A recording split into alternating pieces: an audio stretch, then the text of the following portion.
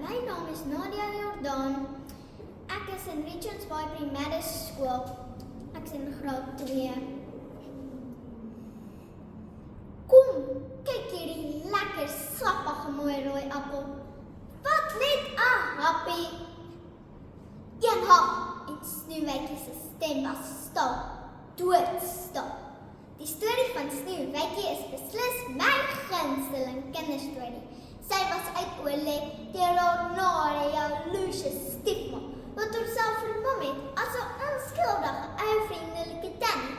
So kan ons kinders nie wag om skool te begin nie, want dit lyk so lekker om te leer.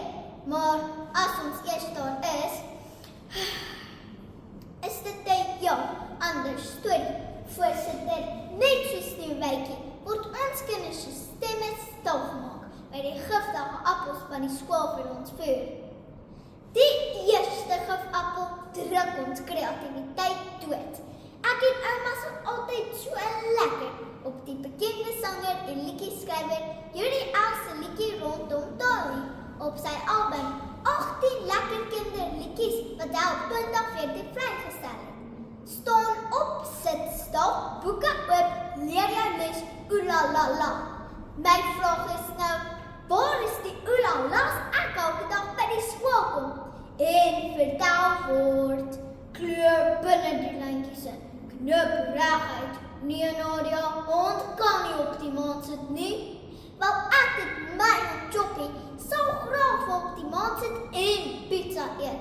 So dit laat ons kreatiwiteit stadig aan verdwyn.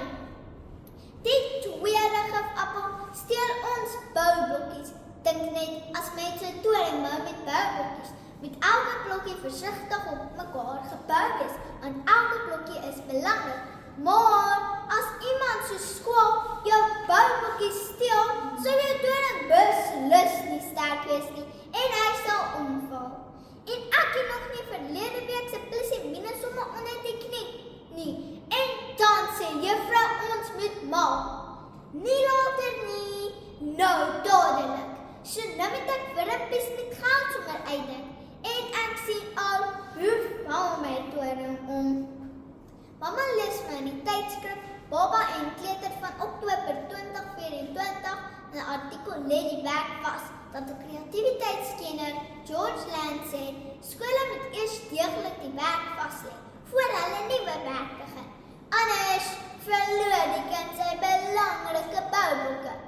Maar dit gebeur beslis nie met ons skool nie. Ons word net in boksies gedruk. Die derde gifappel is beslis die oordosis huiswerk waarin ons verdrink. My ma se vriend Donktyd is al vir donkie jare 'n skoolhoof by Constantia Park Laerskool in Pretoria.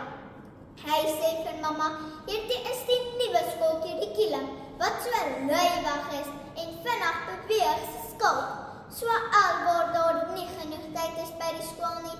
En glo vir my, dis baie word huiswerk. Nou is ons stemme behoorlik stil, want dit is net werk en nogmaals weer meer werk. Dames en here, skole maak beslis ons stemme doodstil, terwyl hulle net vir ons nog happies van die giftige appels voer, dat ons kreatiwiteit dooddruk, ons boublokkies steek en ons verdrink van huiswerk.